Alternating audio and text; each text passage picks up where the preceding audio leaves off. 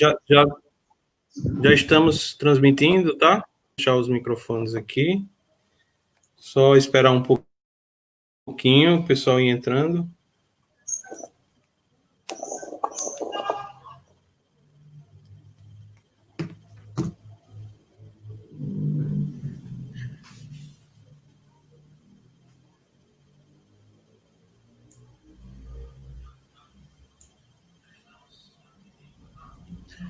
Pessoal já chegando.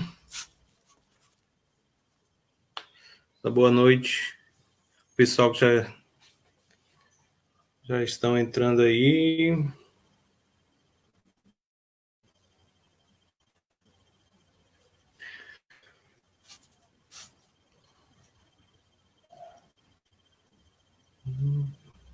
Não tem tempinho.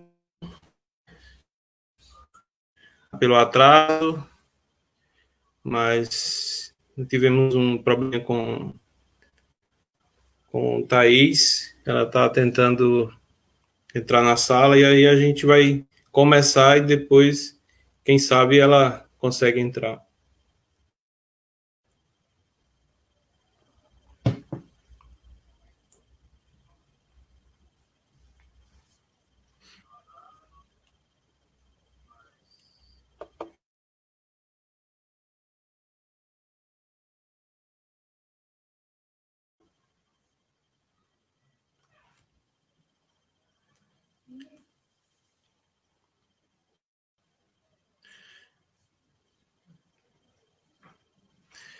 Bem, gente, vamos começar, tá? A live de hoje é uma live de avaliação, tá?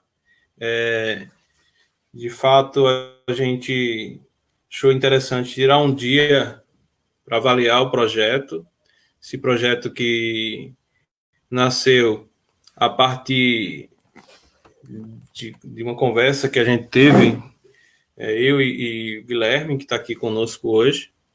E durante algumas conversas que a gente teve a partir do processo pandêmico que nós estamos vivendo, a gente pensou em criar possibilidades de juntar, registrar histórias que possibilitassem no futuro publicações de livros paradidáticos, didáticos e até artigos científicos. Só que esse projeto ele foi ganhando corpo e tendo desdobramentos, inclusive para outros interesses também do pessoal que estava participando, e aí a gente achou interessante agregar esses interesses ao projeto e acabou que aqui também virou um espaço de encontro das pessoas, principalmente as pessoas que estão distantes de Sobradinho e que essa memória afetiva de alguma forma ajuda a estar lembrando da cidade, lembrando dos amigos, enfim. O projeto também ajudou nesse sentido. E aí outras pessoas estão nos ajudando a construir, a organizar essas lives, né, em que aí é o Cleves, o Geocaf, o Francivânio, o Vanil, né, Neilza, Aninha e outras pessoas que estão contribuindo na organização de algumas lives. É claro que a gente continua com o mesmo objetivo, o objetivo de registrar as histórias da cidade com a possibilidade de produção de livros e produções, principalmente produções acadêmicas. Nesse sentido da produção acadêmica, é que a gente, para não fugir do objetivo principal das produções acadêmicas, é que a gente vai parar hoje e fazer essa avaliação. E finalizando, inclusive, propondo e apresentando possibilidades concretas a partir da apresentação do trabalho de Luciana e, quem sabe, também do trabalho de Thaís, que foram TCCs, ou trabalhos de conclusão de cursos, que as meninas construíram a partir da história de Sobradinho, ou com base em histórias da cidade.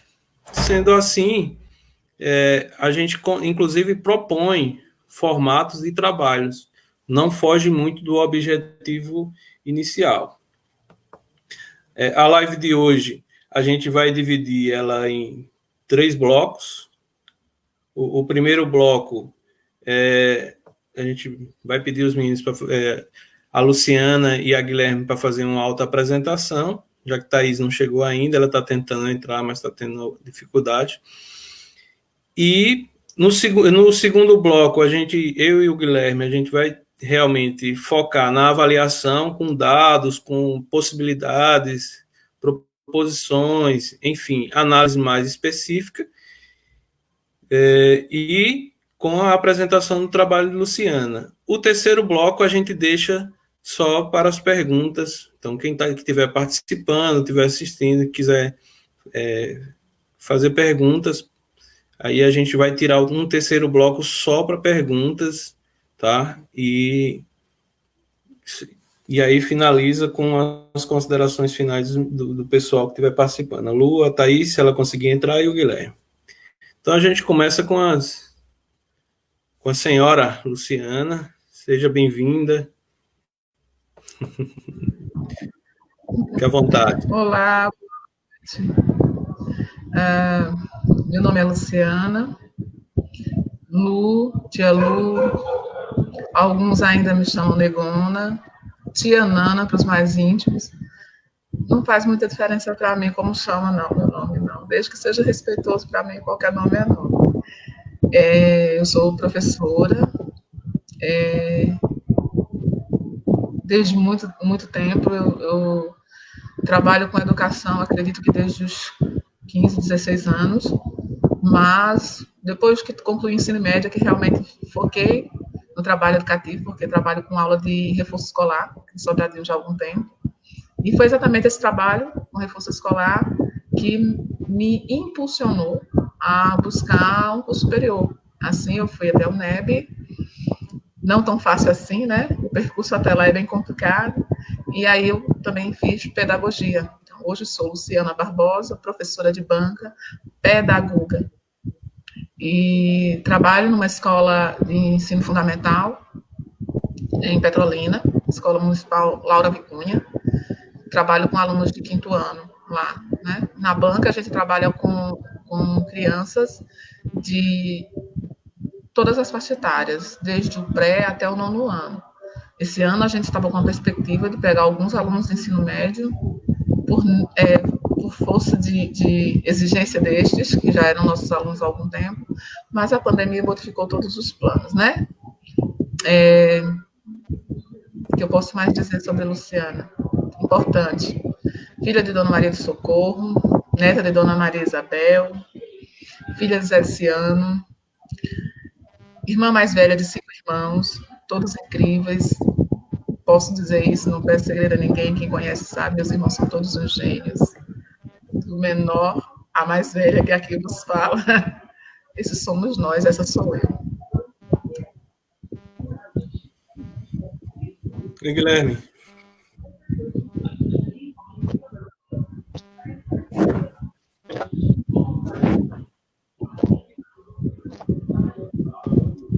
Seu som está baixo, Guilherme. Não, nada. Deu fone, não?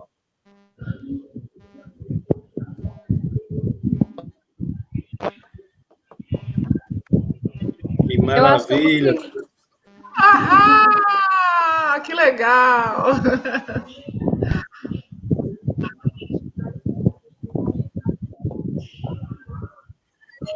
Guilherme, tira o fone e tenta sem o fone. Agora. Está me ouvindo? A gente tenta. Bem. Sim, sim. Agora sim. O áudio está legal? Tá, pode falar.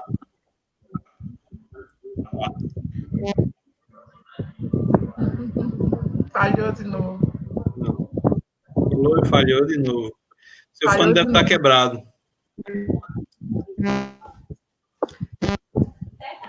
Deu. Me ouve bem, Cleiton? Beleza.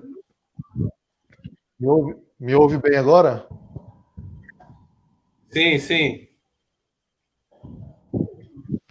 Então, deixa eu dar continuidade à apresentação. Meu nome é Guilherme Andrade, moro em Sobradinho desde os 12 anos de idade. Sou bacharel em Ciências Sociais pela Universidade Federal do Vale do São Francisco, licenciado em Ciências Sociais pela Universidade Federal do Vale do São Francisco e mestre em Ciências Sociais pela Universidade Federal de Campina Grande. E desde que cheguei a Sobradinho, me interesso bastante pela cidade, né? Pela história da cidade, sobretudo porque acredito que essa história é extremamente fecundo para a gente pensá-la a partir das diversas teorias sociais que estudamos. Então, Sobradinho, pela sua constituição, pela sua história, é uma cidade muito interessante para todo e qualquer cientista social. É basicamente isso, Cleito. Está me ouvindo bem? Sim, sim. Agora melhorou muito. Ah, legal.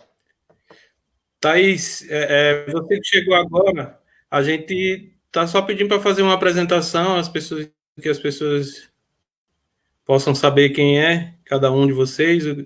Luciana já fez, Guilherme acabou de fazer a apresentação dele. Eu sei que você está um pouco nervosa, essa dificuldade de entrar na sala aí, mas faça aí sua apresentação, por favor. Quem é Thaís? Eu me chamo Thaís Kellen. Estão me ouvindo? Sim. Estão me ouvindo? Eu me chamo Thaís Kellen, eu sou licenciada em Geografia pela UPE, defendi meu TCC no ano passado, onde eu tive a honra de ter Cleito na minha banca. Estou muito feliz em poder falar do meu projeto e muito nervosa também, quase que não entro nessa live, mas deu certo. Eu posso falar sobre o tema ou só depois? Depois, guarda aí o segredo. Tá. Então, iremos dividir, ou estamos dividindo hoje em 3 blocos, tá, Thaís? Para que você que chegou agora e possa entender. Nesse primeiro bloco, uma alta apresentação, que foi o que vocês fizeram agora, só para que as pessoas possam saber quem é cada um. No segundo bloco, eu e Guilherme faremos as análises iniciais, tá? Dos aspectos que já foram apontados, e posteriormente, Lu apresenta o trabalho dela e você faz a apresentação do seu, e o terceiro e último bloco a gente responde perguntas, tá certo? Vamos lá, Guilherme. O que é que você fez de anotações? Qual é a sua avaliação em relação a essa caminhada até agora desse projeto? O que é que você tem a apontar? O que você destacou? Estamos ainda no caminho certo? Saímos do caminho? Os objetivos... É claro que os objetivos ainda estão bem distantes de serem alcançados, mas eu acredito que alguns a gente já consegue visualizar. O que é que você acha? Bem, eu acredito que os registros biográficos ligados pelas lives são documentos importantes para a compreensão da história de Sobradinho, né? Esse município que surge como um desdobramento de um projeto de modernização mais amplo para o submédio do Vale do São Francisco e que é intensificado aí pelos governos militares a partir da década de 70. Projeto de modernização voltado principalmente para a agricultura irrigada e que se concretiza de fato apenas a partir da construção da barragem de Sobradinho. Então a gente pode pensar a barragem de Sobradinho como uma espécie de pedra de toque para o processo de desenvolvimento planejado para esse recorte do Vale do São Francisco. É um projeto que, como nós sabemos, atingiu aí 72 mil pessoas, né, que moravam nas margens e ilhas do São Francisco e nas 5 cidades que foram permanentemente alagadas. Agora, o mais interessante é que quando a gente conversa com as pessoas que vivenciaram esse processo, e até mesmo analisando as lives, a gente observa que durante os primeiros anos, ou durante o processo as pessoas têm uma memória muito boa dos primeiros anos de construção da barragem, sobretudo porque houve toda aquela perspectiva de um progresso econômico muito grande, né? As pessoas estavam ganhando dinheiro, as coisas começam, de fato, a ficarem mais críticas, os conflitos sociais começam a se acirrar, pelo menos aí no acampamento que viria a ser Sobradinho, quando as terceirizadas que foram contratadas para a construção do empreendimento começam a ir embora. Aí se intensifica um quadro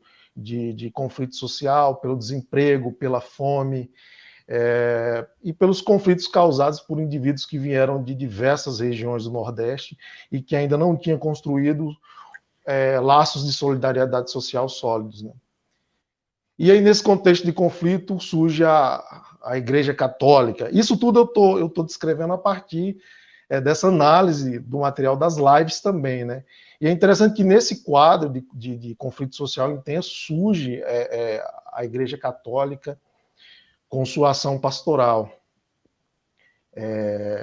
que tenta dar esse quadro intenso de conflitos um certo projeto a partir do associativismo. E aí isso serve para desconstruir, por exemplo, uma narrativa que atualmente é muito forte, de que a teologia da libertação seria apenas uma espécie de braço comunista da Igreja Católica, criada para intensificar conflitos e revoluções sociais. Então a história de Sobradinho é muito interessante para a gente problematizar essas questões. Pelo contrário, né, a partir da ação dos agentes pastorais da Igreja Católica, que você tem o início de construção de um projeto de cidade e a resolução de certos conflitos ali nos pequenos núcleos rurais dos indivíduos, das famílias que foram desterritorializadas por conta da barragem de Sobradinho.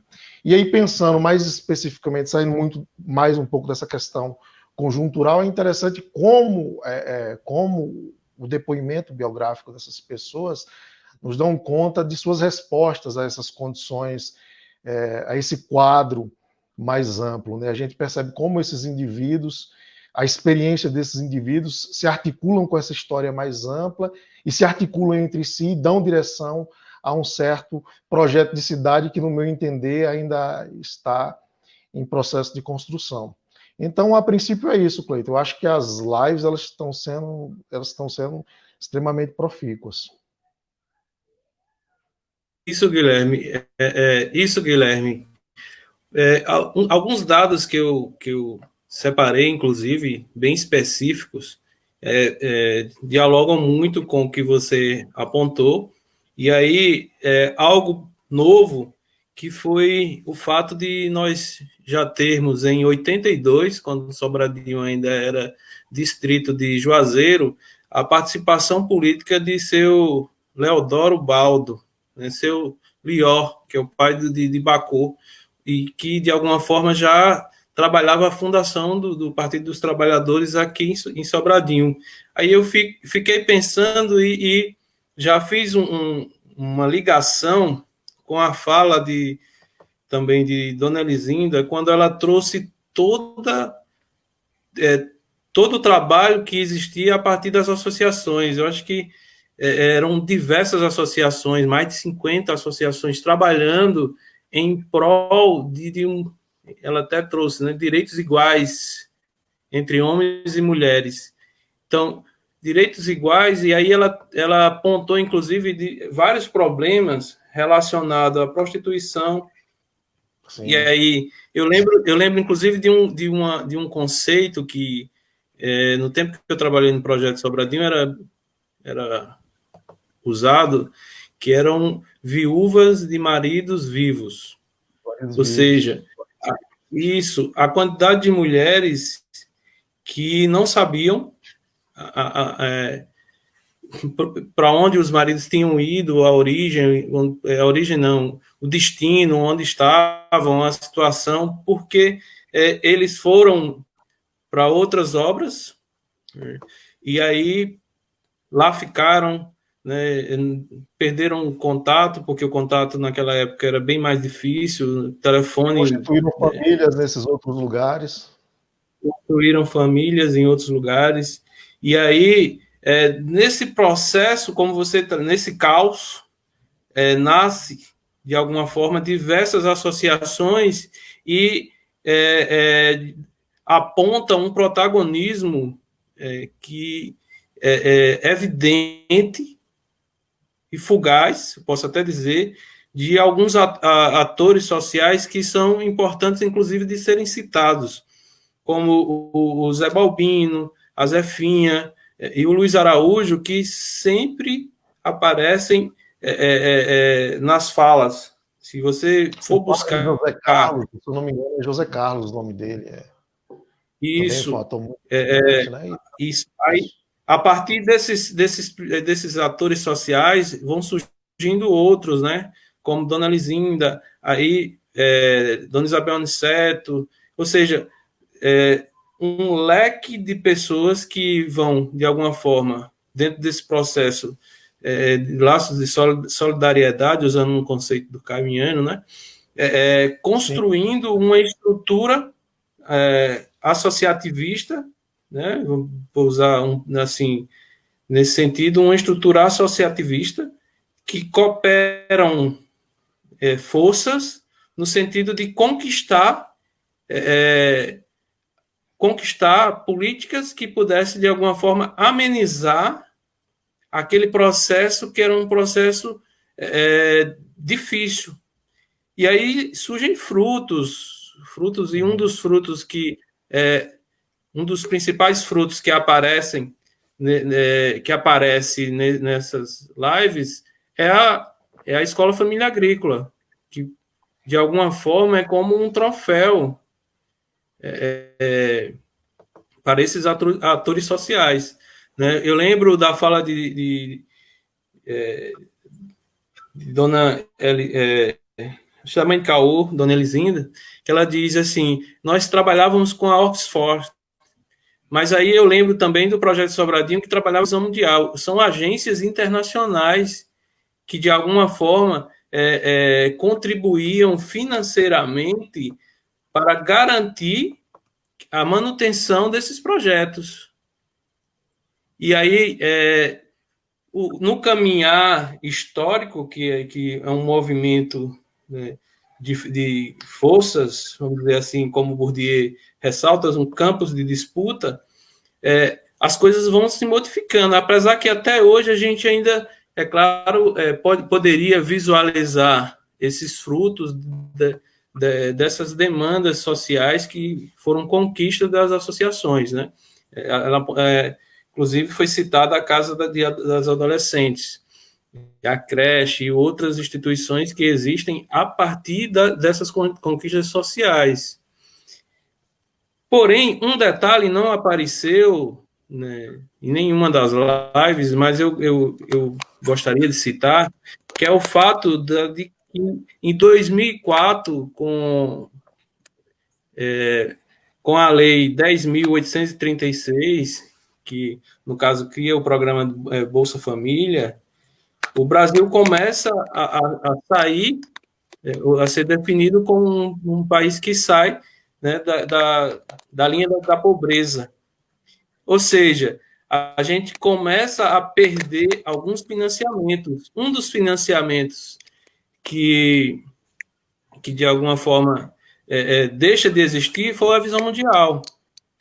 A Visão Mundial deixa de investir ou seja, de investir na manutenção do projeto Sobradinho, e que, de alguma forma, essa instituição em si, ela perde força.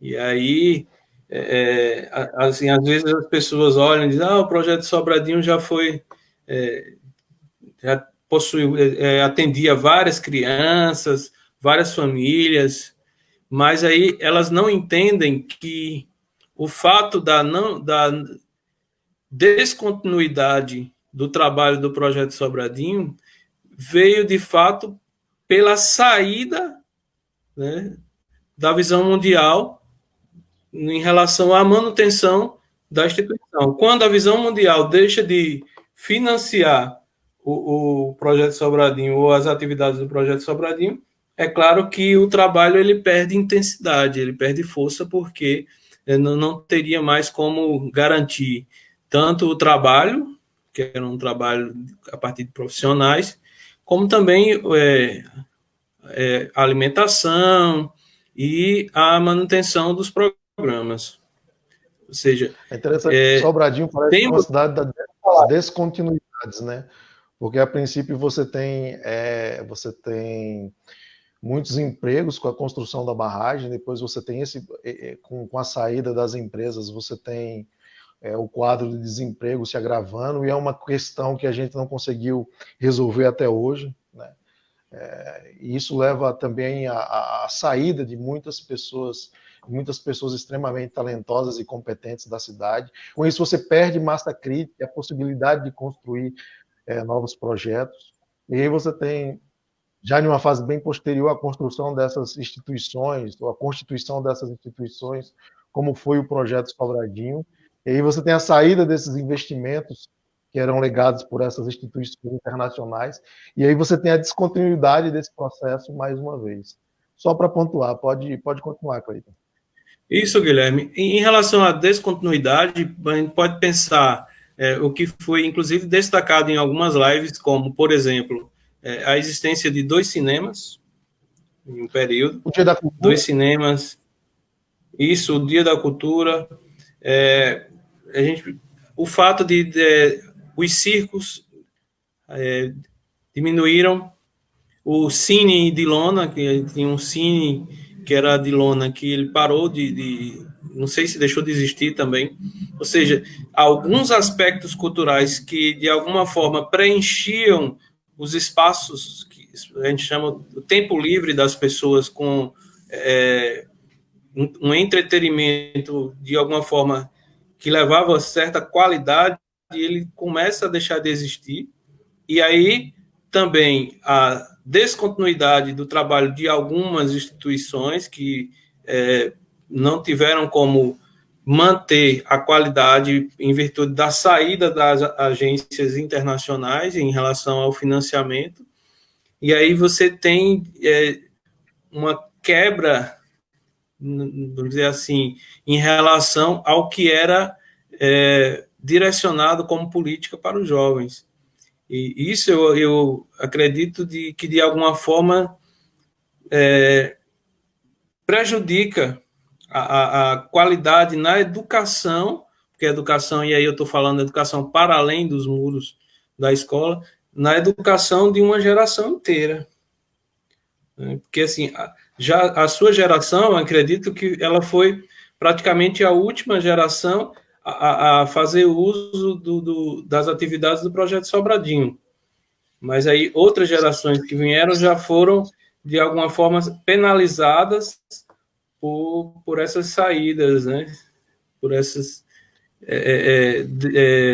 pelas agências internacionais terem saído. Eu acho que hoje, na cidade, a única instituição que tem um financiamento internacional é a Fundação Antonita Brandrés, eu acho que é assim, que mantém a creche e a casa das adolescentes.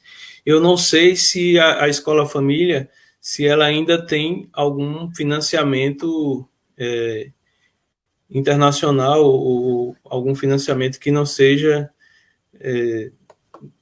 aqui do Estado. A última vez que eu conversei com os professores da EFAS, eles estavam bastante preocupados, até porque vários editais, né, que eram construídos pelo governo do Estado estavam finalizando, né, estavam no processo de término, e eles estavam muito preocupados com a continuidade do trabalho, justamente por não contar mais com os financiamentos públicos.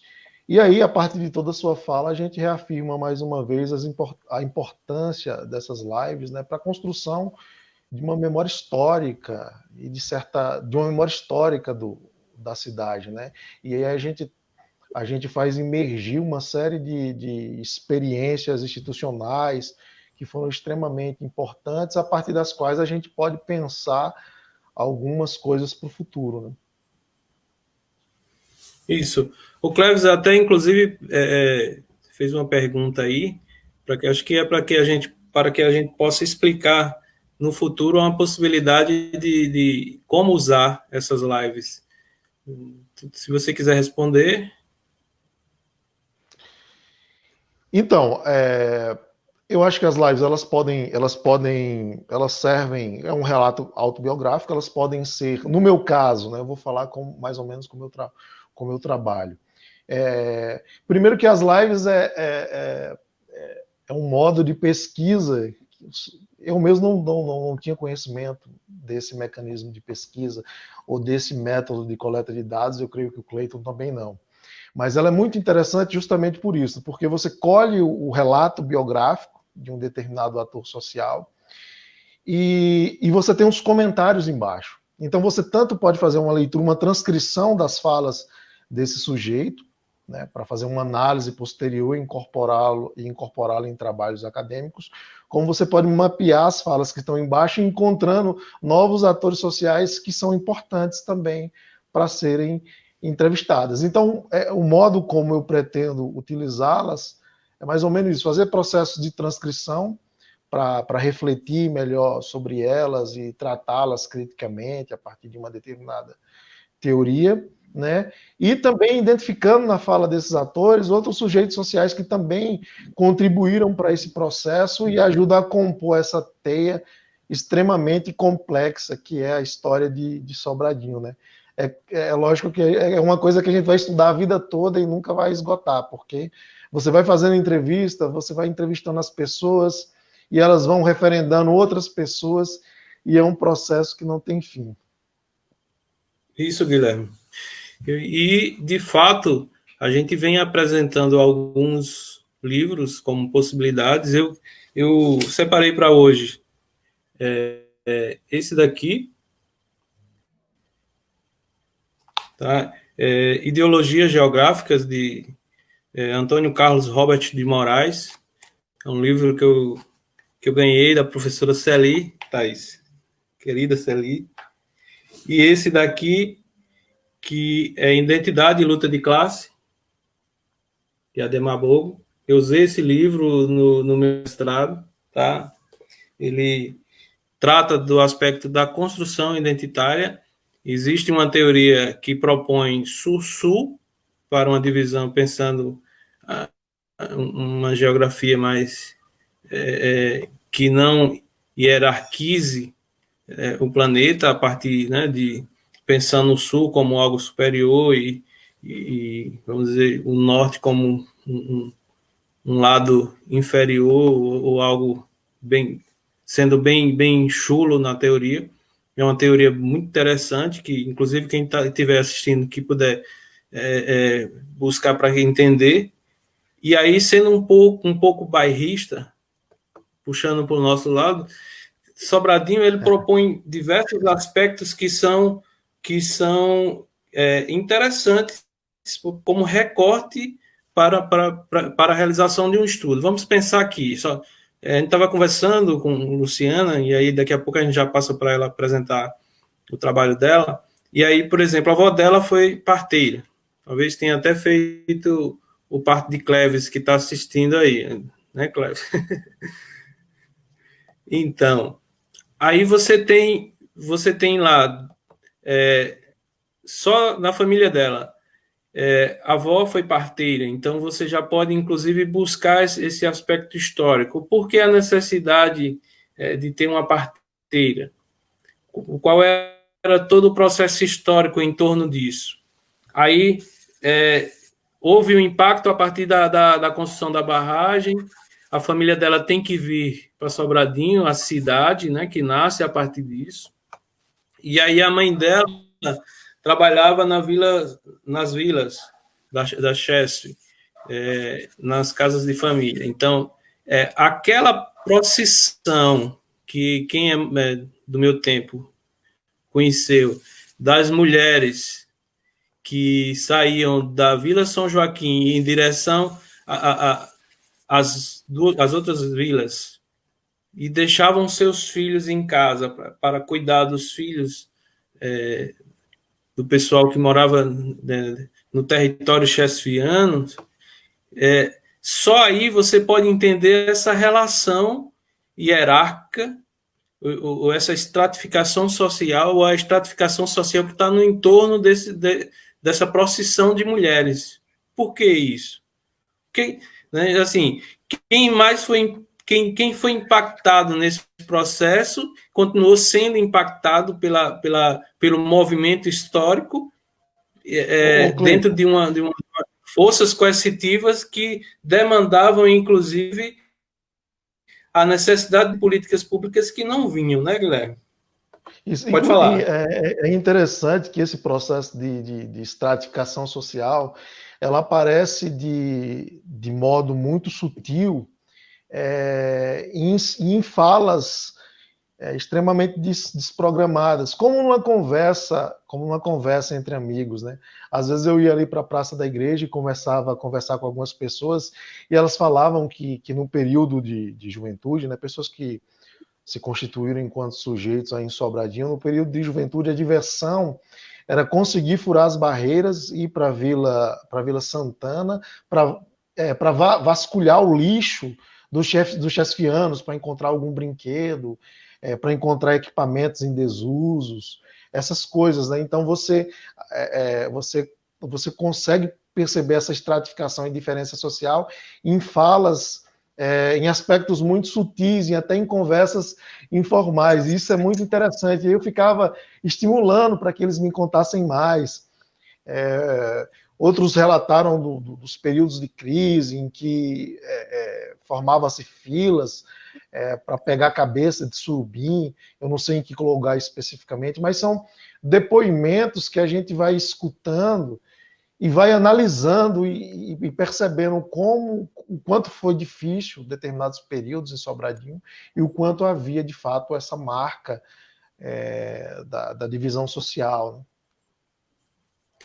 Isso, Guilherme.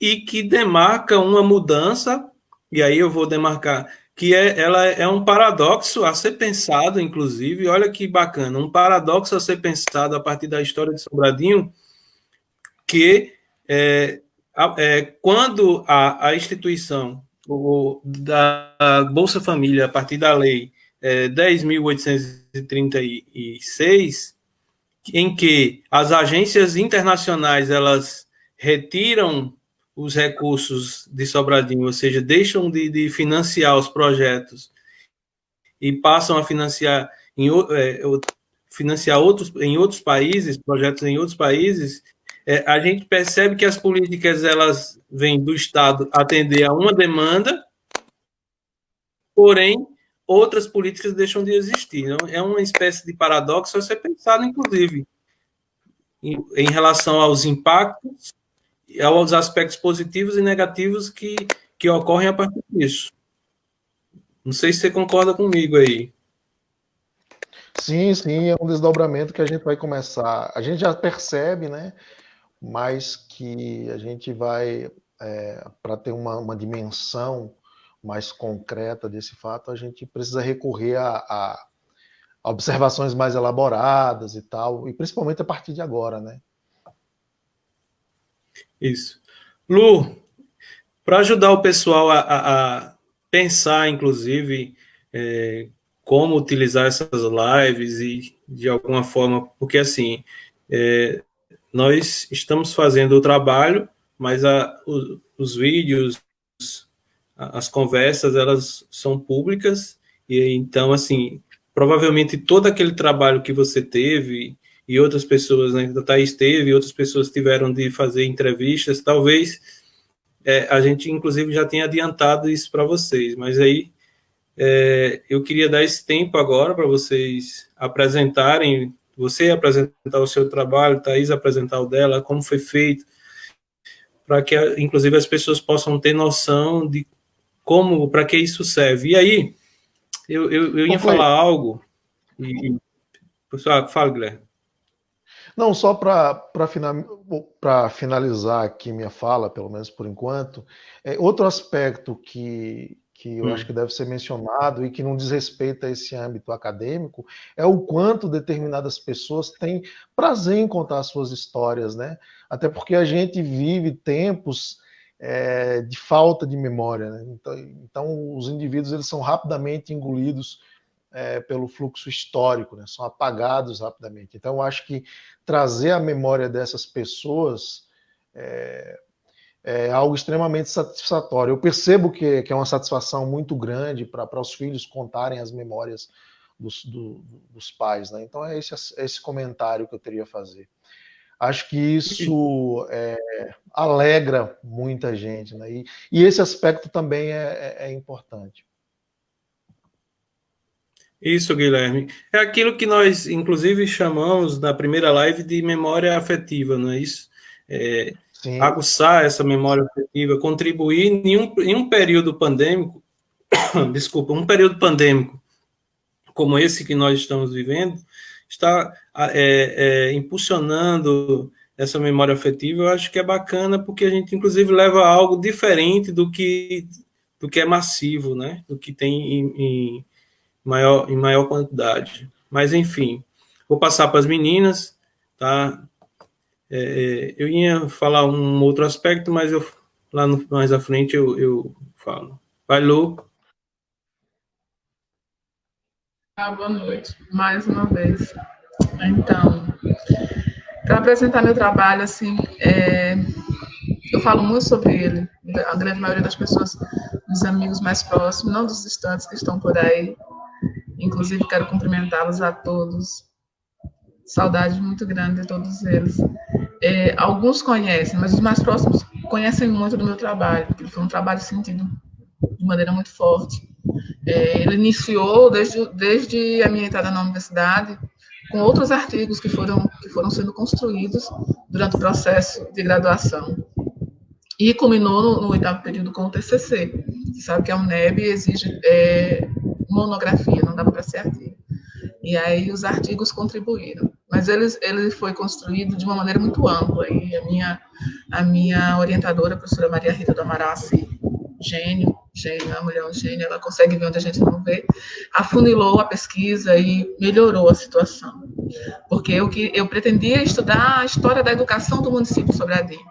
E a história da educação do município de Sobradinho, ela é extensa, imensa e profunda.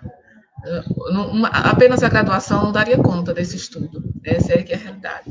E então, aí depois de afunilar muito, a gente passou a estudar apenas a história da educação formal. E foi um trabalho feito à base de memórias. Memórias bem recentes, inclusive Thaís, que está aí, foi uma das pessoas que contribuíram para o meu trabalho, e também memórias mais antigas. Nesse caso, no meu trabalho, tem 2 gerações, porque Thaís me ajudou com a memória do processo educacional dela, e a mãe dela já havia feito comigo uma entrevista, né?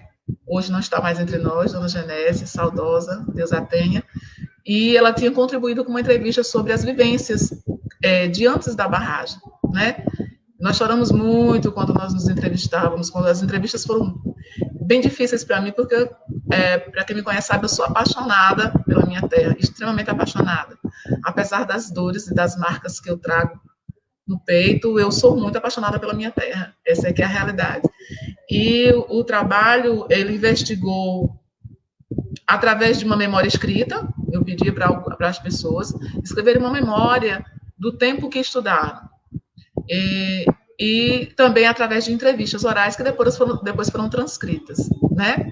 A intenção era entender que educação formal era essa que havia se constituído no município. E que surpresa, né? Algumas coisas da minha entrevista, enquanto vocês falavam aí no início, eu percebi na fala do Guilherme, também na sua, né? A presença, como é que eu posso dizer, fortíssima da Igreja Católica no processo de educação, no processo de ensino-aprendizagem do município de Sobradinho. As associações, todas, em todos os lugares que contribuíram, porque as pessoas não entendiam educação em Sobradinho como uma educação escolar. a educação formal que nós conhecemos. Não, a educação formal para Sobradinho, para a memória dessas pessoas, é o lugar onde você aprende a ler e escrever. E isso também se aprendia nas associações, porque as pessoas não estavam alfabetizadas e precisavam ser, e eram, né? A característica das escolinhas, que antigamente eram chamadas escolinhas particulares, né? Hoje as pessoas chamam apenas de auxílio escolar, reforço, banca, mas elas eram chamadas de escolinhas particulares, e as pessoas eram alfabetizadas primeiro nessas escolinhas e depois encaminhadas à escola. Então, a educação formal, ela tinha um outro contorno diferente desse que nós conhecemos hoje. Isso é algo que a gente descobriu através da pesquisa. Mas a pesquisa foi muito gostosa de ser feita. Baseou-se principalmente na memória. E a memória é algo extremamente maravilhoso de ser visto. Porque quando a gente trabalha a memória, a gente trabalha aspectos do sujeito que transcendem aquilo que a gente espera. A memória, ela traz uma profundidade de sentimentos e uma realidade, ainda que não total, ainda que parcial, mas uma realidade que precisa de um traquejo para ser abordada, né? O trabalho se iniciou em 2016 e foi concluído em 2016. Né? A gente fez um trabalho mais baseado na fenomenologia, né? Um trabalho onde a gente abordou alguns teóricos muito importantes, mas principalmente Freire, muito presente, extremamente presente no trabalho de pesquisa, né? E que me deu um enfoque, como é que eu posso dizer, mais humanista dessa educação formal que nós queríamos encontrar, dessa educação, de como as pessoas viam esse processo educacional que acontecia na cidade. Né? Muita coisa fica nas entrelinhas, mas algumas coisas ficaram muito explícitas. A tristeza de alguns sujeitos quando se trata do desaparecimento dos movimentos culturais, das entidades que massificavam a cultura. Algumas eu posso dizer instituições, eu vou chamar de instituições, não sei se seria certo, muito trazidas, muito discutidas nas falas. Falou-se muito da ASA, do Grutas, da Havok. Apareceram pessoas, Fábio, Francisco Nunes, deixe-me ver, assim, personagens que eram extremamente ativos nesse processo, que a gente via, eu nessa época, enquanto criança, apenas como um trabalho artístico, e hoje, a partir do meu trabalho, eu compreendo que não, eram atores extremamente importantes desse processo educacional, desse processo cultural, que era vivenciado na nossa cidade, né? A ausência desses momentos e desses espaços, de maneira muito dolorosa, nos sujeitos que foram entrevistados, nas falas deles, nos seus sentimentos, né? A morte, eu vou dizer assim, porque foi essa frase que eu ouvi de uma entrevistada, a morte da festa da cultura. Ela chama de morte porque para ela é algo extremamente ruim, extremamente difícil de se recuperar. Né? Também, segundo ela, a inexistência dos movimentos jovens. Com saudosidade se falou muito na Havok, no Grutas, no Juad. Então, todos esses foram citados como atores do processo educacional, atores do processo ensino-aprendizagem. Para mim, isso foi uma surpresa muito grande. Né? Quando eu pensei em estudar educação formal, eu pensei que eu ia para a escola apenas. Né? E aí eu fui levada a outros lugares, a outros espaços físicos e não.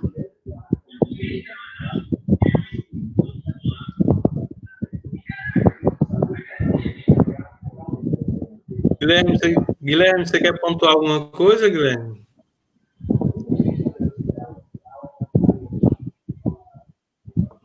Estou ansioso aí para escutar essas novas pesquisadoras que eu não conhecia, né? E já pensando em algumas coisas aqui. Quero conhecer o trabalho delas depois, ler Isso. Eu gostaria de falar, Lu, que esse ponto que está no seu trabalho era algo, inclusive, que eu tinha pensado em estar destacando, e que bom que eu não destaquei, para que você trouxesse muito bem aí no seu trabalho, fazendo um paralelo com as associações, porque, assim, eu lembro da fala do Ivo, quando o Ivo destacou o trabalho do saudoso Zé Balbino nas associações, e que esses dias, conversando com a Zefinha do sindicato, ela destacou o fato de eles terem apresentado, teatralizado a dinâmica da estratificação social da época em Salvador, e que foi a partir desse teatro, dessa apresentação que elas eu digo, porque as associações na época tinham maioria, eram formadas por maioria mulheres, elas conseguiram diversas políticas públicas a partir de uma apresentação teatral que os meninos foram encenar em Salvador. Imagine só. Ou seja, é um processo vou dizer assim, tão adiante do tempo, que se você parar para fazer uma análise mais atemporal, você consegue entender ou até imaginar como que essas mulheres elas estavam muito além do tempo delas. Entendeu? Assim, hoje talvez fossem, inclusive, chamadas de feministas, né? Mas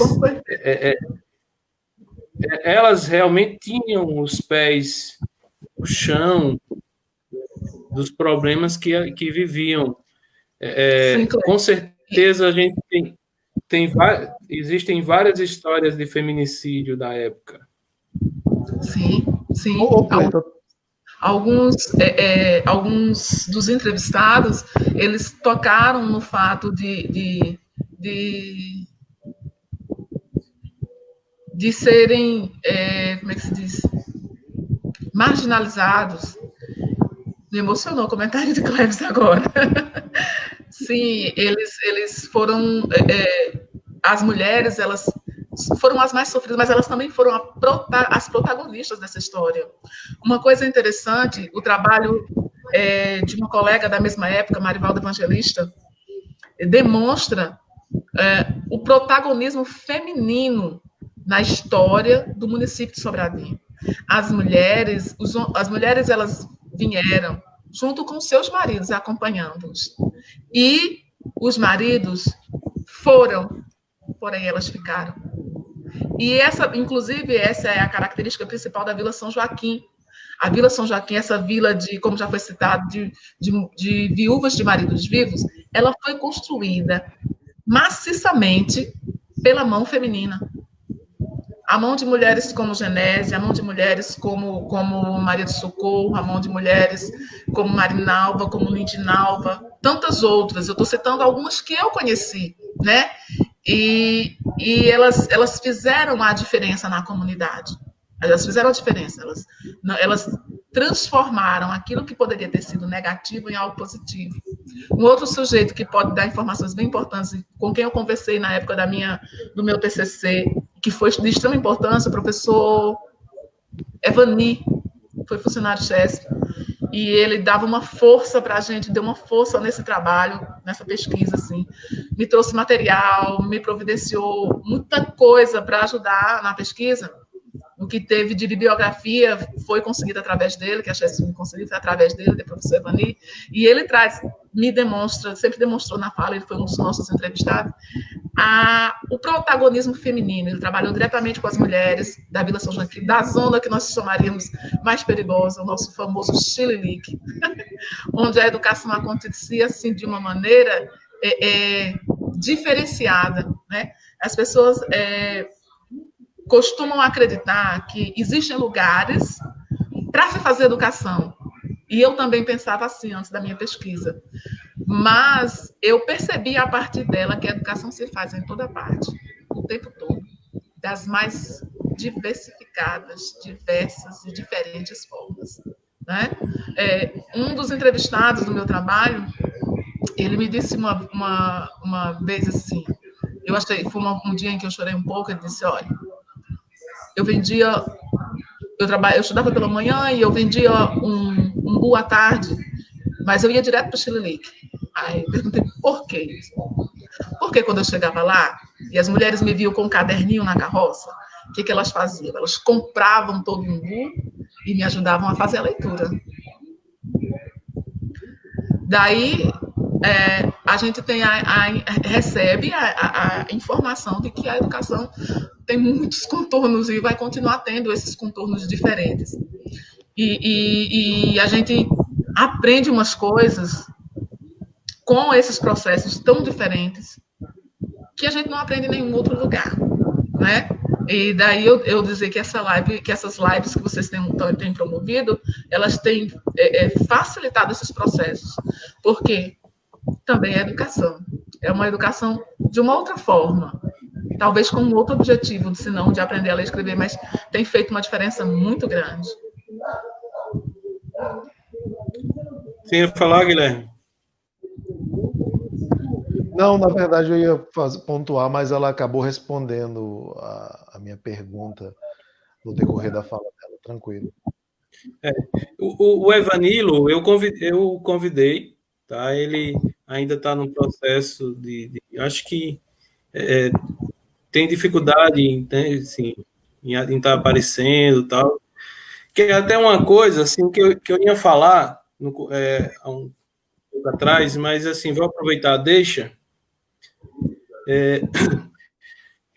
Uma das críticas que a gente recebeu sobre essas lives foi uma pessoa que perguntou: Cleito está querendo se aparecer. E aí, assim, é o contrário, é muito difícil para mim estar aqui. Eu sou um cara muito introspectivo. Estar aparecendo do jeito que eu estou aparecendo é muito complicado. Se a pessoa me conhecesse, ela não falaria um negócio desse. Para gente que lê muito, que está num processo de publicação intenso, que aí o Guilherme é meu parceiro desde 2013, 2012, que a gente publica junto. Então, assim, por outro lado, também não tem problema nenhum em querer se aparecer, desde que seja um aparecimento propositivo, com propostas legais. Eu não vejo problema nenhum em quem quer aparecer, em quem cria meios para aparecer, desde que ele tenha proposta, né? Que ele, de fato, esteja propondo alguma coisa, Cleiton. E eu acho que você tem muito a propor, cara. Mas você sabe, Guilherme, é muito complicado, assim, e aí fica aquela coisa. Imagina, eu ia até citar você, porque, assim, nós estamos em um percurso que objetiva, de alguma forma, um concurso público, né, ser professor.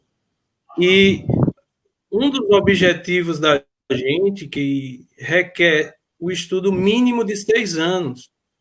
Então, para nós estarmos aqui, de alguma forma, nos dedicando a esse projeto, tem, de alguma forma, o objetivo de continuar publicando, e aí esse é um objetivo que a gente não pode tirar do horizonte, né, Guilherme?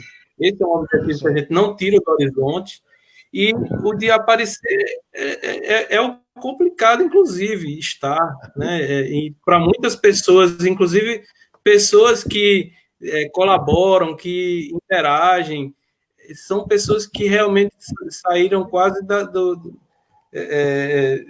de uma clausura, assim, do seu cantinho lá, para vir contribuir, porque, inclusive, de fato, nós pensamos que as redes sociais, elas precisavam de materiais que levassem algo mais pensado como conhecimento, algo com um pouco mais de qualidade, algo que valorizasse, que trouxesse valorização do saber, um saber que fosse de encontro à ignorância, não a ignorância de brutalidade, a ignorância de não conhecer sobre as coisas e achar que conhece. Nunca ler Nietzsche e querer falar sobre Nietzsche, nunca ter lido Marx e querer falar sobre Marx, nunca ter lido Paulo Freire e querer falar sobre Paulo Freire. Isso é ignorância. Tá? Então, não conhecer, morar na cidade e não conhecer a história ou as histórias da cidade, né? Então, assim, a gente, de alguma forma, a gente está preenchendo uma lacuna e com conhecimento e com o encantamento, inclusive pensando o encantamento das pessoas a partir de exemplos bons, como os exemplos que a gente está trazendo. Por isso, inclusive, que a gente fez o convite e quase que eu insisti para que as meninas estivessem aqui com modelos de trabalho, de conclusão de curso, a partir da história da cidade. Porque muitas vezes, quando você chega na faculdade, você é induzido a escrever sobre os outros somente.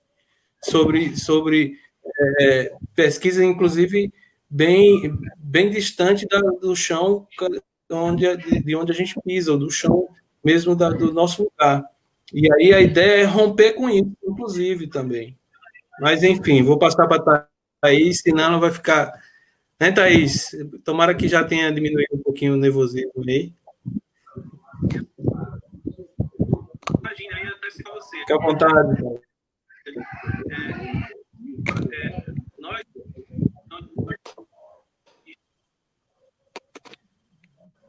O objetivo de alguma...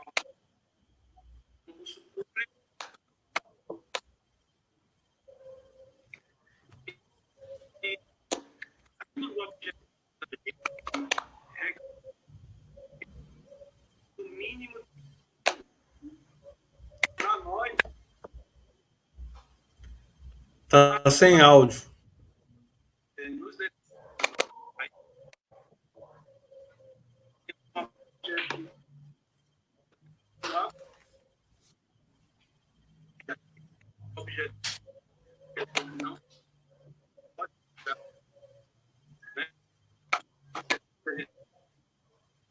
Não e é um complicado, inclusive, para pessoas que colaboram, que são pessoas que realmente de uma altura.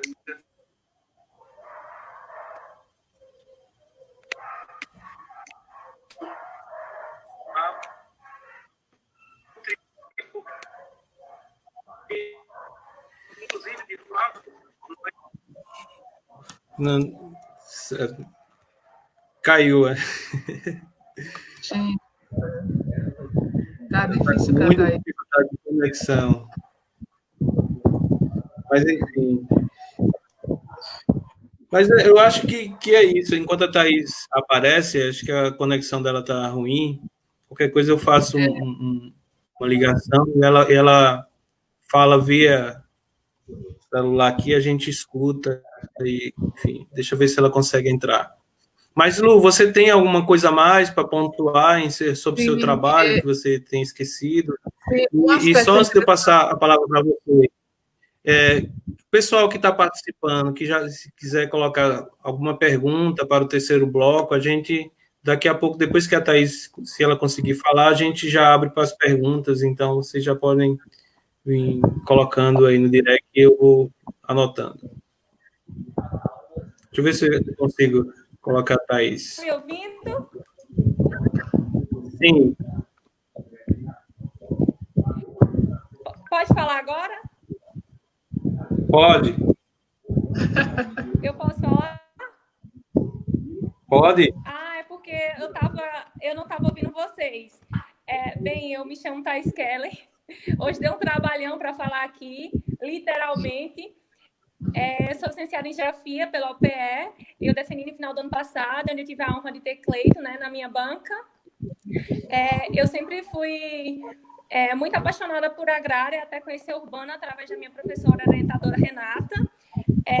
E os principais motivos que me despertaram a produzir esse projeto de pesquisa implica em retomada de um contexto histórico de suma importância na minha vida. Por isso, o nome do meu projeto, né, Das Águas do Progresso, a Segregação Urbana, uma realidade histórica da formação socioespacial de Sobradinho. Eu queria entender como acontecia esse processo da cidade, do histórico de desigualdade, quais os fatores e como, quem e por que isso era alimentado, né? Então, eu passei a entender que existe no Brasil uma lógica segregadora, né? Instauradas nas cidades brasileiras, que elas são aprofundadas quando tem obras de grande impacto, como é o exemplo da hidrelétrica, a caso de Sobradinho. Eu fiz um levantamento bibliográfico, fiz também levantamento fotográfico, em sites governamentais, documentos da prefeitura que me foram cedidos, entrevistas com moradores. Eu tentei utilizar as categorias de análise espaço e lugar para poder me situar, né? E tudo tem início no projeto da hidrelétrica, né, que nasceu como planejamento político-social na década de 70, durante o regime militar, que se potencializou no Vale devido o seu potencial hídrico, né, que veio para viabilizar a modernização da agricultura irrigada. E essa obra foi sediada pela Chesf, né?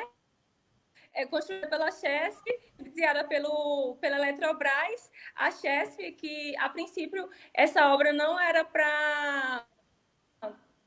era apenas para represar a água, que eu estava bastante, e acabar dificultando a barragem de Paulo Afonso. O custo da obra naquela época girou em torno de 870 milhões a dezembro de 79, o que foi considerada a obra do século, né? Siqueira fala que a energia elétrica era uma alternativa inquestionável em qualquer escolha. Tudo isso em nome da modernização. Aí, nossas cidades vizinhas, como Remanso, Casa Nova,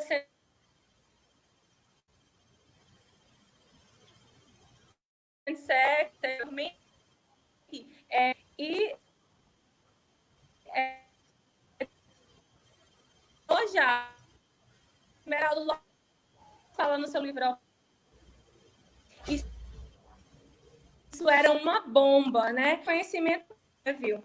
Eles apenas foram retirados dos seus locais. Aqui a gente já começa a negação do lugar como condição de vida. É importante frisar isso.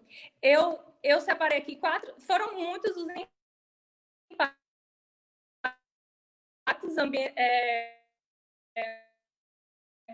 os impactos durante. Separei alguns aqui para a gente falar sobre, para vocês entenderem o raciocínio rapidinho.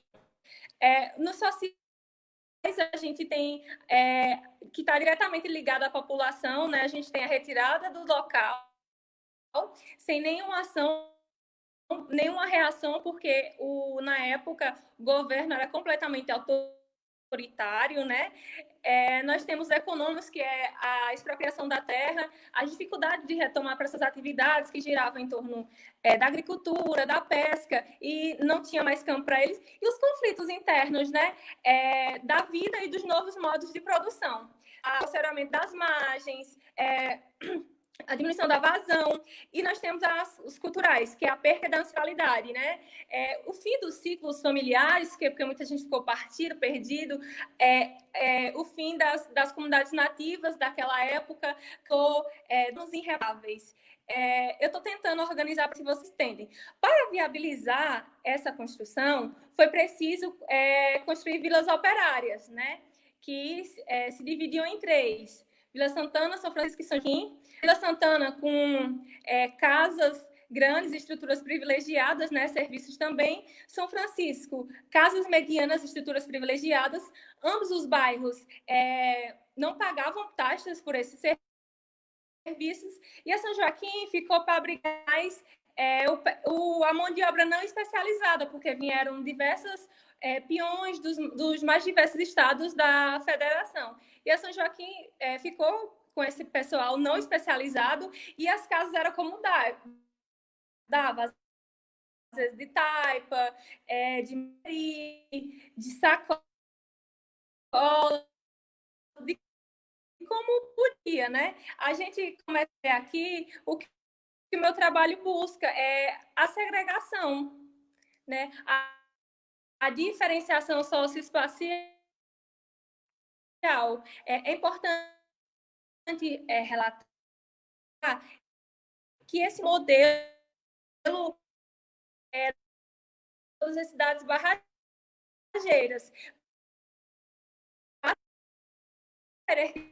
não gera desigualdade, distribui as coisas, ela distribui a moradia e ofertas de serviço de acordo com a condição social e a formação técnica. Só mais um instante, eu fiz um esqueminha aqui para ver se vocês entendiam. E para aprofundar essa segregação socioespacial que nós tivemos ainda uma guarita, né? Que essa guarita delimita espaços e restringe acessos, né? Através de muita luta que ela foi retirada, mas essa guarita é muito grave, nítido, de como houve a segregação no município de Sobradinho. Isso ficou bem claro na pesquisa. E para entender como se deu essa segregação, a gente precisa lembrar que o Estado é classista. E, com isso, ele usa as leis, né, para subordinar as classes dominantes. A Chesf, que foi a agente mantenedora dessas e responsável dessas desigualdades sociais, ela não tinha preocupação com as pessoas de Sobradinho, né? Então, elas estavam à margem. E para analisar, eu farei 4 viés muito importantes acerca da construção da barragem e da construção socioespacial da cidade de Sobradinho, que são eles os movimentos sociais, que em plena ditadura, os movimentos sociais desempenharam um papel importantíssimo, né, na luta, na resistência, o que Mito chama de apartheid social. Eles, as pessoas da São Francisco poderiam ouvir, as pessoas da São Joaquim não poderiam ir, apenas empregados, como foi o caso da minha mãe, né, que vinham passear com as crianças, vinha para a feira, né? Outra agente importante na formação da história de Sobradinho é a Igreja Católica, através das suas pastorais, da terra, da mulher e da juventude. Da terra, viabilizando a terra, da mulher em retirada e abrigo de mulheres em condições de prostituição e abandono. Muitos maridos morriam, mas muitos fora, ela ficava com as crianças. E da juventude, através de discursos ofertados para esses jovens que estavam sem perspectiva de vida nenhuma. Cleiton, um ponto muito importante da minha pesquisa, que ela não foi universalizada. Ainda existem muitas comunidades à borda do lago que não têm energia elétrica. Para piorar a situação, a gente também tem inúmeras comunidades à borda do lago que fazem abastecimento pipa, de cisterna, poços artesianos, porque esse abastecimento também não chegou por lá. É importante frisar que, em relação ao Sobradinho, as decisões e os benefícios sempre foram de cima para baixo. Primeiro, os órgãos do Estado, depois as empresas privadas, analisando. Outro dado que me deixou bastante assustada e eu considero muito grave que eu vou ler aqui para vocês. Segundo o IBGE 2017, a cidade de Sobradinho tem uma renda de 20 mil R$710. Ou seja, cerca de 43 tem com menos de meio salário mínimo. Isso significa dizer que 22 mil habitantes, segundo o IBGE, apenas 2 mil possuem emprego formal. Esses dados fazem de Sobradinho uma das cidades mais desiguais da Bahia. Isso é muito grave, né? Isso é extremamente grave, foi extremamente chocante para mim e difícil. Eu estou finalizando. Enfim, entendi que o espaço em Sobradinho, a segregação, ela é um fruto da diferenciação socioespacial. E Sobradinho foi produzido desigual porque ele foi pensado de forma segregada, né? Ignorando os serviços, as assistências, a maior parte da população. Eu quero que a má distribuição, né, de acesso a serviços como educação, moradia, capital, a diferenciação socioespacial, ela está ligada à distinção.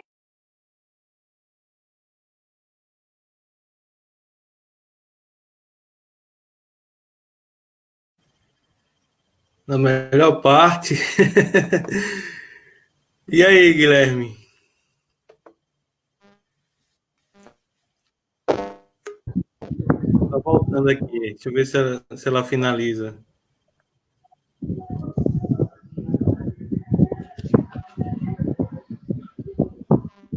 Eita aí.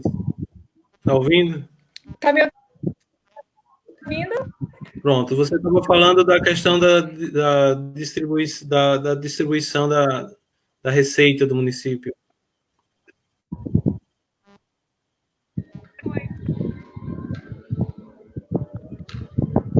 Eu não estou ouvindo direito, mas eu vou tentar responder. Vou tentar acompanhar. Tá. O município, você estava falando da receita do município, como é distribuído.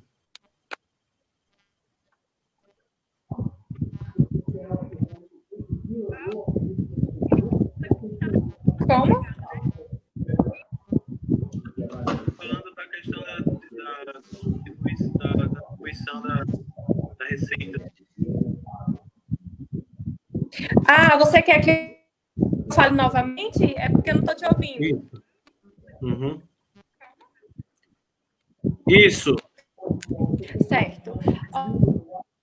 Segundo o IBGE 2017, Sobradinho tem uma renda per capita de R$6, né? O que significa dizer que 43% da população vive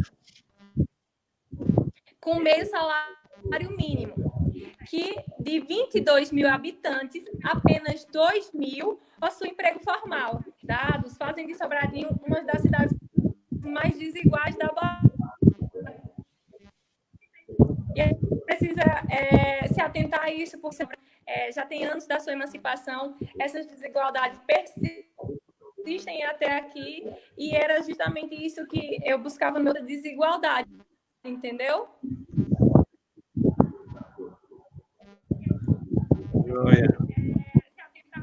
E aí, Guilherme, quer comentar algo? A Thaís ela está com dificuldade lá de comunicação. Lu, se quiser fazer algum comentário também. E se alguém quiser já fazer alguma pergunta, já podem colocando no direct aí.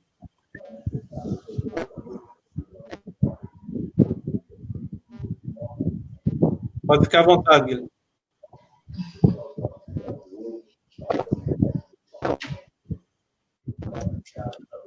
Seu áudio sumiu, Guilherme.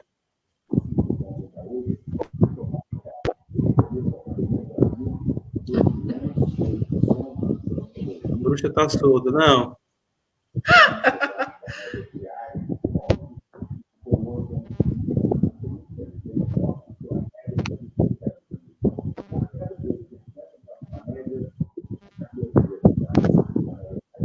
Nada. O seu fone. Então, alguém me ouve? Agora sim. Agora, sim. Então, eu acho que os trabalhos dialogam muito tanto com a dissertação do mestrado, que eu escrevi, ainda falta melhorar bastante, quanto os artigos que a gente escreveu, né? É interessante pensar que existem duas levas. Cortou, Guilherme.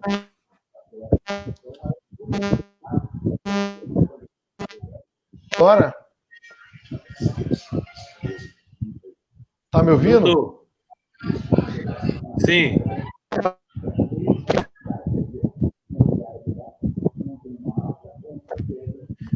Acho que seu fone deve estar quebrado. Você mexe nele aí ele corta o áudio.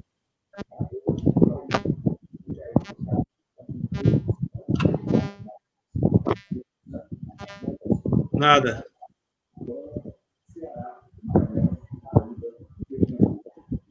Tá não, sem áudio.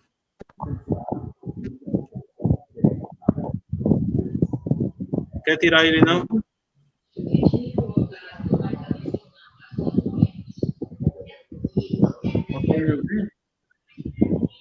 Pronto.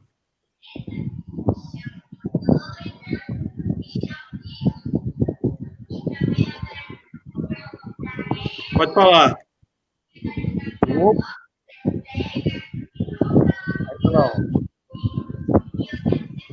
Bem baixinho. Quer me ouvir? Sim, pode falar.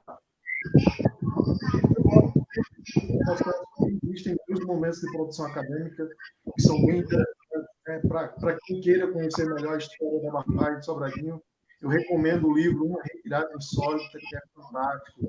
Tem a dissertação de mestrado do Rubens Siqueira. E a gente leva, né? E tem uma produção muito interessante que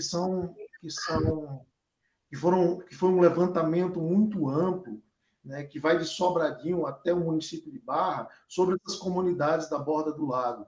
E aí ele, através da pressão do MAB, né, do Movimento de Atingidos por Barragens, o IPEA fez um levantamento socioeconômico dessas comunidades, e eles trazem justamente o que a Thaís tinha colocado, né? A dificuldade, muitas famílias ainda vivem em comunidades sem água potável, sem energia elétrica, contraditoriamente. Eles foram desterritorializados por um projeto voltado para a produção de energia e ainda convivem em comunidades que ainda não, onde as redes elétricas ainda não chegaram, né? Eles têm que se virar com energia solar ou com um velho candeeiro mesmo. E esse estudo do IPEA ele foi publicado em 4 relatórios. Eu acho que está no site do Ministério da Integração. Então, as pessoas que quiserem conhecer mais essa história e entender melhor o desdobramento desse processo que foi a construção da barragem de Sobradinho, quiser conhecer, dá uma olhada lá no site do IPEA e baixa o material. São relatórios muito bons. Eu já os li, fichei, e estou esperando aí para incorporá-los nos futuros artigos.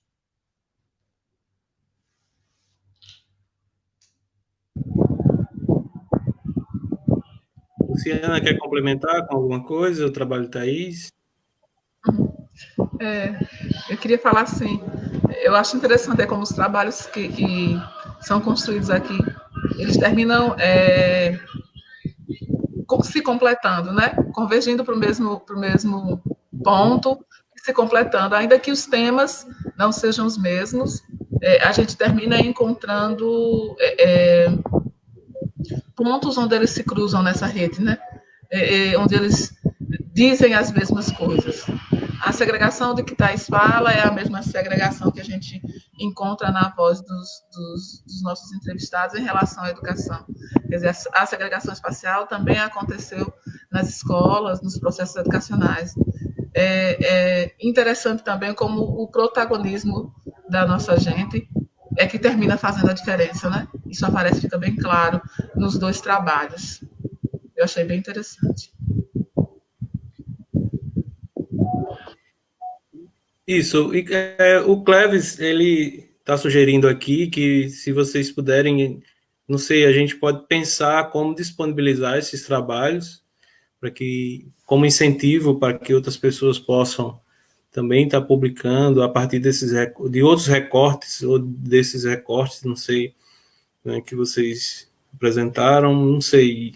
A gente pode estar pensando a criação de uma plataforma também para estar disponibilizando trabalhos a partir do estudo da realidade de Sobradinho, no pós ou antes da barragem, né? Mas é isso. Olha, até agora, o pessoal ninguém colocou pergunta, não há uma pergunta em si, mas eu gostaria de pontuar alguns aspectos do trabalho de Thaís, que eu achei muito interessante, porque assim, foi um trabalho que eu acompanhei desde a semente, quando, por acaso, eu fui ministrar, passei um semestre na UPE como professor contratado, e aí fui ministrar uma disciplina na turma dela, e aí ela me fez o convite para co-orientar esse trabalho, e de alguma forma eu contribuí, e conheço o trabalho desde o princípio. Eu acho um trabalho que realmente, posteriormente, ganhou característica bem específica da geografia. É um trabalho que traz o olhar, né, da geografia para o recorte que ela escolheu, porém sem perder, e aí foi uma exigência mesmo dela, que em diálogo com Renata, que foi a orientadora dela, manter o aspecto histórico, que é algo muito interessante, e que, de alguma forma, ela teve muita dificuldade em encontrar material para escrever o trabalho, material histórico. Muitas das fontes que ela usou, Guilherme, foram alguns artigos que a gente escreveu, que publicou no workshop da UNEB. Eu, você e Cleiton Lima, a gente escreveu alguns artigos, e alguns trabalhos que serviram, a maioria dos trabalhos que serviram como base teórica para ela, foram aqueles artigos que nós publicamos. Ou seja, para que as pessoas possam, inclusive, entender a carência de mais trabalhos que tragam o aspecto histórico, que fale da cidade no período pós-barragem, né? E aí não é o porquê de você estar falando do pós-barragem que você vai esquecer dos impactos do que existia antes da barragem, mas de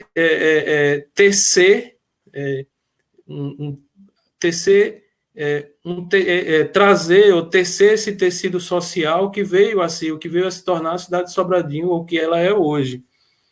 E, inclusive, esse aspecto anterior à construção da barragem, ele é importante porque muitos dos trabalhos que foram feitos foram trabalhos encomendados por agências internacionais, trabalhos com financiamento de fora do país, ou seja, muito sobre Sobradinho não está no país, né? Está fora.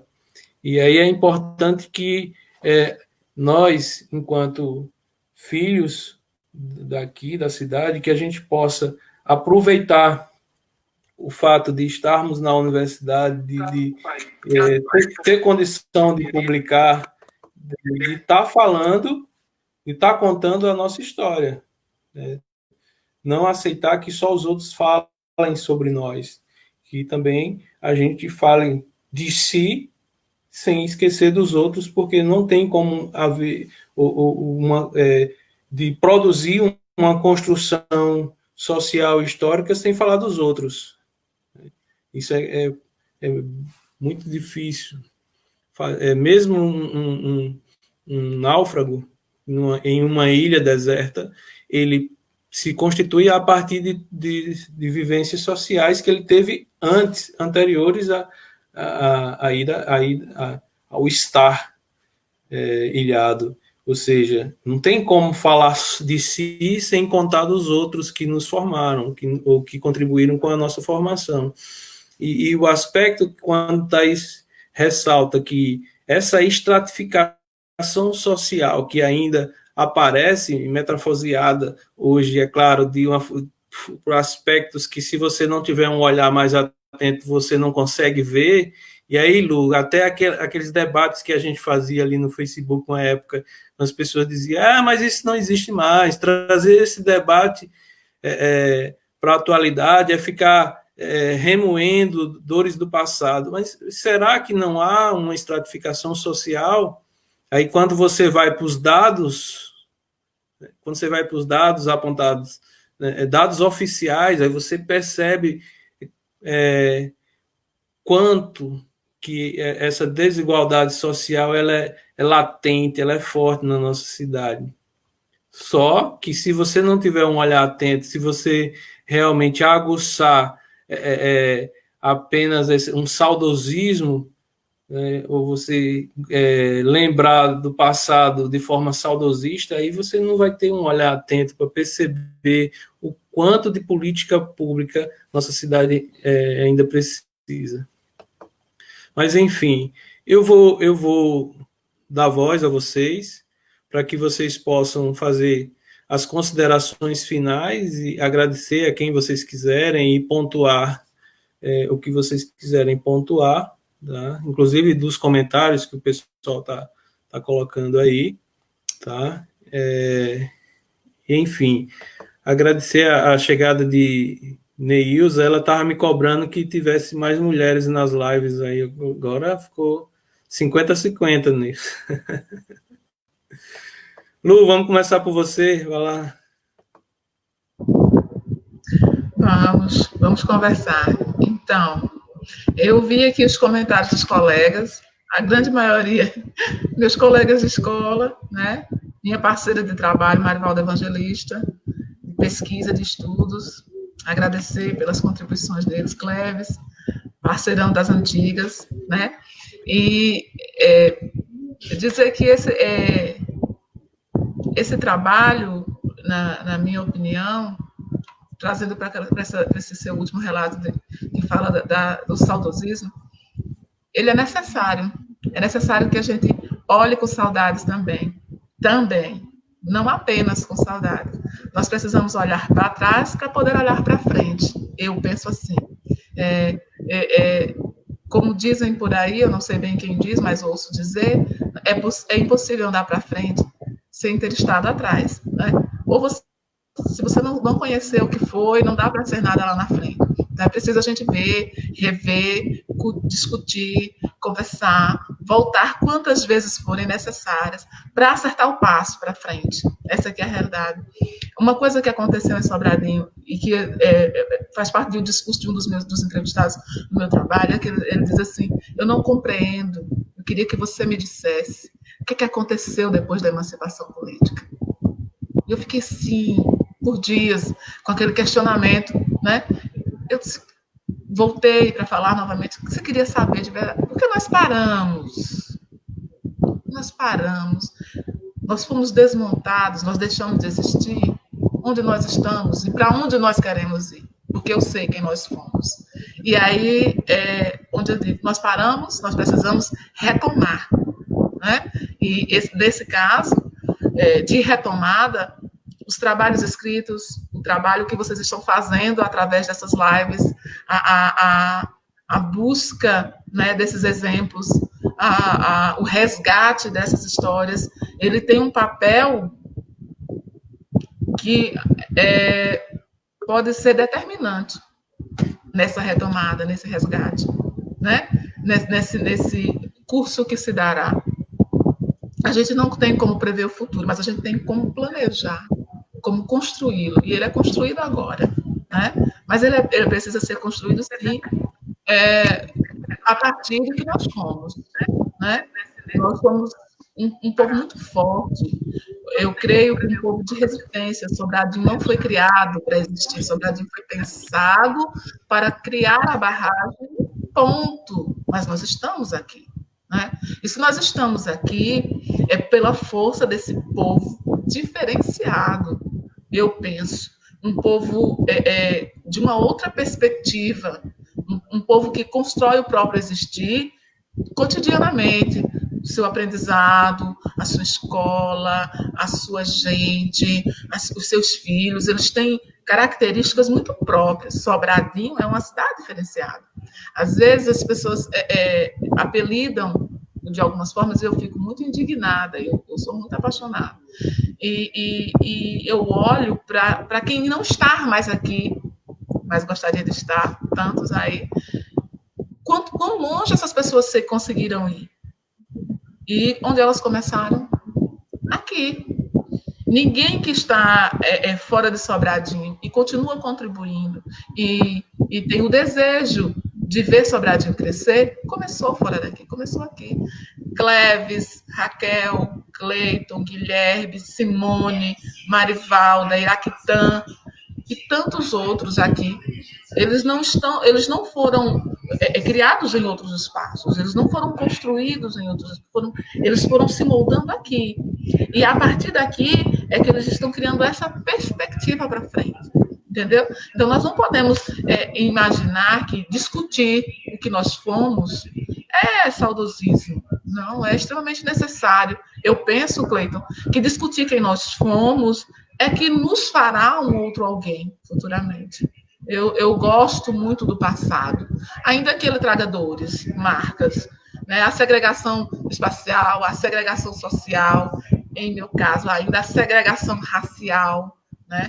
As dificuldades de ser mulher, né? Só nós que somos mulheres é que conhecemos a dor e a angústia de ser quem somos, esse papel que nós assumimos tão fortemente. Porque as mulheres, inclusive na história de Sobradinho, como eu já disse, elas têm um papel diferenciado, né? Pergunta para a mãe de Thais Kellen o quanto doloroso foi sair da terra, ter que ir para longe, deixar um filho pequeno, porque precisava, porque Sobradinho não deu as oportunidades que ela gostaria de ter. E como essa pessoa se construiu? E como ela se construiu a partir do que ela teve aqui, do que ela recebeu aqui? Dessa educação formal, dessa educação social, né? E aí, como eu sou hoje, não posso olhar para quem eu fui, se são consequências, né? A Luciana Barbosa de hoje é filha de pescador, tá? É filha de lavadeira, é filha de parteira, né? E ela não é apenas pedagoga, ela não é apenas isso. A Luciana Barbosa, ela tem todo um conjunto de características que não aconteceram agora, elas foram construídas, né? E eu não posso ser quem eu sou hoje sem olhar para quem eu fui ontem, para o caminho que eu percorri até aqui. E ainda que um dia qualquer um de nós chegue à presidência da República dizendo-se por aí que esse seja o ponto mais alto, não no meu ponto de vista, como nós poderemos ser presidentes, como nós poderemos ser grandes homens e mulheres, sem olhar para quem nós começamos a ser. Não é verdade, Cleiton? Você concorda, Guilherme, que é necessário olhar para as nossas origens o tempo todo? E o olhar não pode ser apenas para frente, o olhar tem que ser para o percurso o tempo inteiro, por várias vezes parar e reanalisar e reavaliar, né? Veja o exemplo do trabalho de vocês, um trabalho lindo, rico, que tem tido assim, um respaldo muito grande. A comunidade, não apenas a comunidade acadêmica, a nossa comunidade, a nossa gente tem demonstrado conhecimento, tem mostrado entendimento, tem participado, tem sido comentado naquelas esquininhas que são tão importantes. Elas são importantes, porque ela sim, é a nossa vitrine, né? Na realidade. Então, é um trabalho fortíssimo, mas o Cleiton e o Guilherme de agora não são apenas o Cleiton e o Guilherme de agora, eles foram um outro Cleiton, é o Cleiton da Ravoc, é o Guilherme da Praça, não é verdade? É isso que nós somos. Então, é importante demais esse trabalho, porque a gente está olhando para quem nós fomos. Eu só tenho a agradecer a todo mundo, assim, os elogios maravilhosos que eu vi aí, os comentários, muito obrigada, gente. Eu não acho não que a Luciana é essa Coca-Cola toda, não, mas se vocês estão dizendo, eu acredito, porque eu acredito nos meus amigos, eu acho que eles não iriam mentir para mim, né? E dizer que, assim, eu estou muito orgulhosa, muito, muito, muito de ter feito um trabalho com vocês. Estou à disposição para o que vocês precisarem, tá? Eu sou um pouco difícil, porque essa questão tecnológica, para mim, é bem complicada, sabe? Então, é mais complicado para mim esse aspecto da tecnologia. Mas eu estou à disposição para o que vocês precisarem. Sim, eu tenho. Diaci fez um comentário outro dia na Folha. Ele disse: tem muito o que falar. Tem sim, sou versadeira. Se deixar eu falar a noite inteira, né? Thaís é cria minha também, tá? Thaís foi alfabetizada na minha banca, graças a Deus. Então, a gente tem um trabalho também muito forte, que está à disposição de vocês. Mas eu acredito que a gente precisa ainda defender a ideia de estar sempre olhando para as nossas origens, para o lugar de onde a gente veio, para saber o lugar onde a gente vai chegar. Obrigada. Thaís, abre seu microfone aí, faz as considerações finais, já que você está com muita dificuldade aí na conexão. Consegue?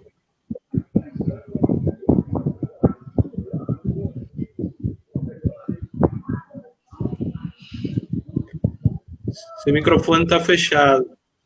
Dificuldade de ouvir você. Pronto. Faça as considerações finais. De ouvir vocês.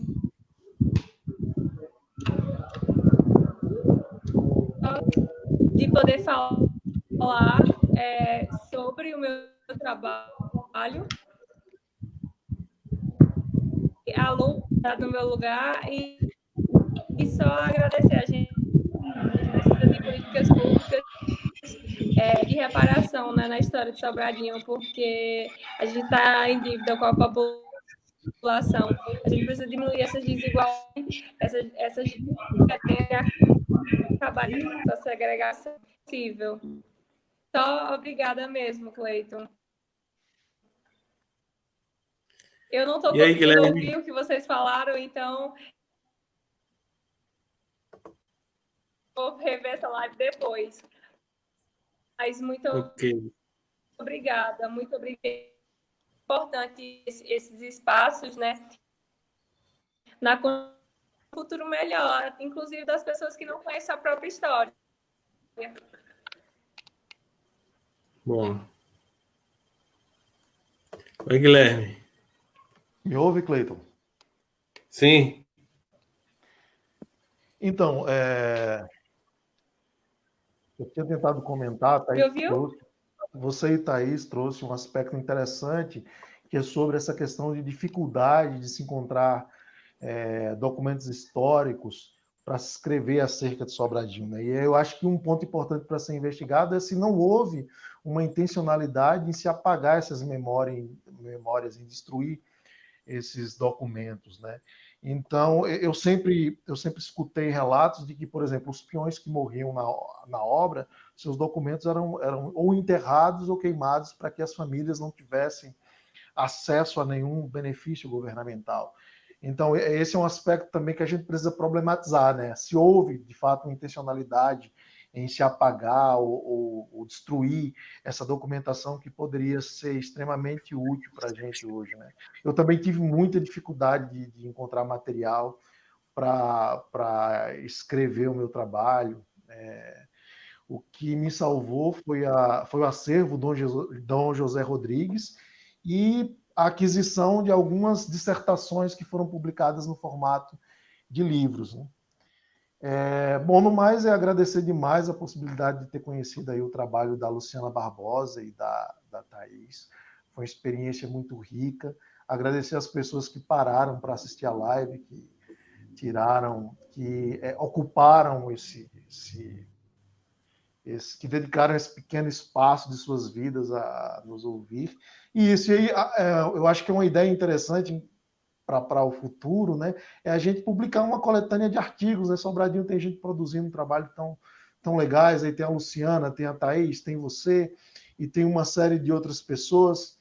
Então a gente pode lançar uma coletânea com artigos a partir de diferentes perspectivas, a partir de diferentes retoques sobre essa história riquíssima que é Sobradinho. Enfim, é isso.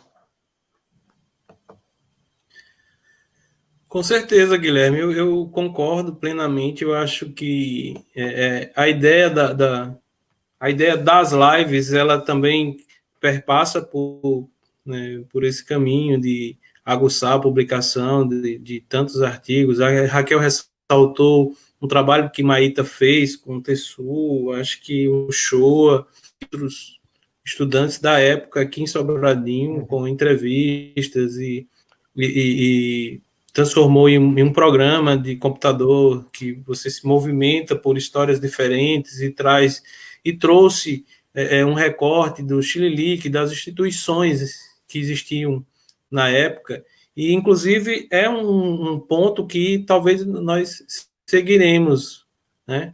Que é falar das histórias das instituições, as famílias e as instituições, outras instituições, como o centro comunitário, as escolas e as associações, a UASA, que sempre aparece nas falas como uma instituição importante, que de alguma forma requer um registro histórico sobre essa união das associações que existia e que de alguma forma acho que o Luiz Araújo foi durante muito tempo uma liderança dessa instituição. Enfim, mas resgatar também as histórias das instituições, deixar registrado enquanto a gente pode, né? E aí, assim, é um trabalho que começou conosco, mas não é um trabalho nosso. Outras pessoas podem, de alguma forma, somar forças, desenvolver outros espaços também de debate, de registro, de construção, que é como a Luciana falou, é um processo que traz um certo saudosismo, mas que são importantes de trazer à tona, de colocar na zona central do debate, para que as pessoas possam, inclusive, visibilizar problemas sociais, como a Thaís fez, como outros trabalhos que existem por aí,